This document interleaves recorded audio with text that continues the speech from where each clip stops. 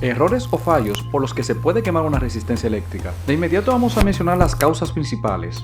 Empecemos por exceso de potencia. Esta es una de las causas más comunes, mi gente. Cada resistencia está diseñada para manejar una potencia eléctrica determinada. Por ejemplo, un cuarto de watt, medio watt, un watt o más. Si por alguna razón el circuito que diseñamos necesita que la resistencia maneje más energía para la que fue diseñada, esta se carbonizará. Sí, mi gente, se quemará. Ahora te presento al señor alto voltaje en la resistencia eléctrica. Como sabemos, al aplicar la ley de Ohm, nosotros vamos a encontrar el voltaje máximo al que puede trabajar la resistencia eléctrica. Entonces, cuando aplicamos a la resistencia un voltaje superior a esta se dañará irremediablemente, siempre y cuando este voltaje esté por encima del límite de seguridad establecido por el fabricante. Señores, hagan espacio ahora para nuestro principal problema, el señor cortocircuito. La misma ley de Ohm, pero ahora analicemos la corriente.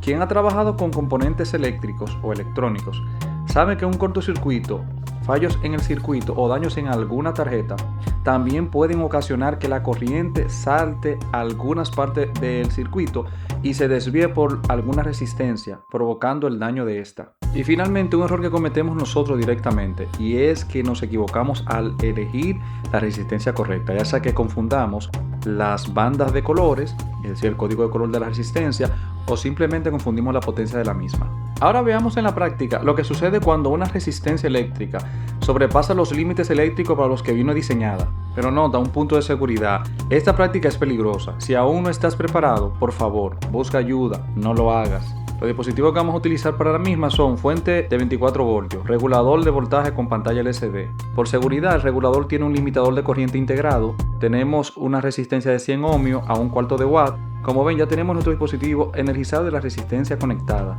Déjame explicarte brevemente cómo va a funcionar la prueba. Alimentamos el regulador con 24 voltios de entrada. Voltaje de salida del regulador está ajustado inicialmente a 3.22 voltios. Y como pueden ver, nuestra resistencia de 100 ohmios a un cuarto de watt está conectada a la salida del regulador, a su terminal positivo y negativo. Aplicando rápidamente la ley de Ohm a esta resistencia de 100 ohmios a un cuarto de watt, vamos a ver que su voltaje máximo de trabajo es de 5 voltios DC y su corriente máxima es de 50 mA. Este potenciómetro regula el voltaje de salida y el de la derecha limita la corriente. Y empezamos a aumentar el voltaje. Aquí ajustamos el limitador de corriente sin pasar el límite del regulador. Hemos alcanzado el voltaje máximo que calculamos según la ley de Ohm, que son 5 voltios. Pero como ven, la resistencia está en perfecto estado. Está fría y no muestra ningún signo de deterioro. Ahora sí, mi gente, hemos llegado a los 7.72 voltios y ya la resistencia empieza a calentarse, pero no se ven daños físicos. No sé si en este punto lo pueden notar, ya en los 15.05 voltios sí se empieza a notar una evidencia visible de un deterioro. Miren cómo la resistencia se está poniendo negra. Pero no paremos, mi gente, vamos a seguir llevando esta resistencia a su límite. Mírenlo ahí, mírenlo ahí. Y finalmente hemos logrado quemar la resistencia en sus 17.16 voltios. Y sé que preguntan con el tema de los cálculos, así que les resumiré lo siguiente. El margen de seguridad del fabricante para esta resistencia es muy alto. El límite seguro de esta resistencia de 100 ohmios a un cuarto de watt son 50 mA como calculamos a 5 voltios DC. Pero como vimos en la práctica, a pesar de haberse calentado a partir de los 7.7 voltios, no fue hasta los 15-17 voltios que empezó a deteriorarse de forma evidente. Esto significa que existe un límite donde la resistencia puede trabajar de forma segura y hay otro límite a partir del cual el componente comienza a deteriorarse, que es el que nosotros conocemos como margen de seguridad. ¿Qué yo te recomiendo para elegir una resistencia eléctrica de forma correcta? Su valor óhmico. Fíjate cuidadosamente en el valor óhmico de la resistencia y adicional mide con un multímetro para estar seguro, ya que algunas resistencias tienen valores muy diferentes a los que dice la banda de colores. Otro punto, la potencia nominal. Como sabes, el tamaño de la resistencia define la potencia que soporta. Cuando la elijas, asegúrate de que ésta esté un 60 o un 70% por encima de su límite.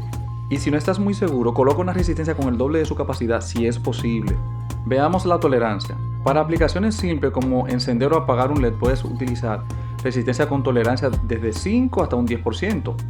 Pero para aplicaciones de precisión como sensores o audio se recomienda la resistencia de bandas azules con tolerancia del 1%. Y finalmente, según su estructura física o material, puedes utilizar la de carbón, que es más económica, ideal para uso general y prototipos. La metálica si necesita más inmunidad al ruido o que sea más estable ante cambio de temperatura. Pero si lo tuyo es alta potencia, entonces te recomiendo resistencia de cerámica. Me ayudaría mucho que me sigas, compartas y comentes. Gracias.